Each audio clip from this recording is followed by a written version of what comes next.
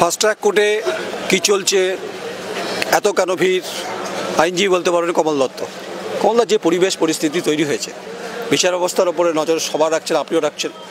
আজকে শুনানি চলছিল, যদিও একজন ভার্চুয়ালি ব্যাপার, তার শারীরিক ব্যাপার আছে।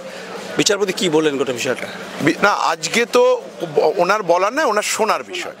আজকে পানিশমেন্টের বিষয়ে, কারণ উনি বলেছেন যে আপনাদেরকে দোষী সাব্যস্ত করা হয়েছে 4টি সেকশনে ভারতীয় দণ্ডবিধির। যেহেতু এটা পুরনো কেস, এটা পুরনো আমাদের আইপিসি সেকশনেই চলছে, কারণ নতুন হলে এটা বিএনএসএ হতো। তো যেহেতু পুরনো ধারায় চলছে, এখন 341, 326, 307 এবং 34 আইপিসিতে ওনাদেরকে দোষী সাব্যস্ত করা হয়েছে। এখন কোয়ান্টাম অফ পানিশমেন্ট সেটা হচ্ছে লাইফ ইমপ্রিজনমেন্ট আছে 326 এবং 307-এ।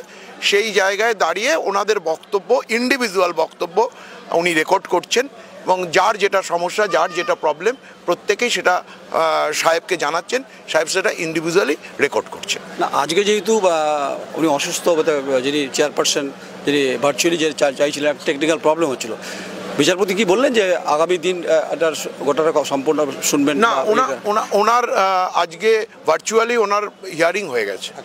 উনি ওনার সমস্যার কথা ডিটেলসটা জানিয়েছেন আদালতে, এবং ওনার ওনার একটা ওই বিষয়ে একটা দরখাস্তও দাখিল হয়েছে under section 360 of the IPC, provision of offenders অ্যাক্টে একটা দরখাস্তও দাখিল হয়েছে। সেই বিষয়েও আদালত শুনেছেন। আজকে উনি সবটাই শুনছেন। আগামীকাল প্রবাবলি, কারণ যদি সম্ভব হয় তাহলে আগামীকাল প্রোনাউন্সমেন্ট অফ পানিশমেন্ট ওটা করা হবে। Thank you.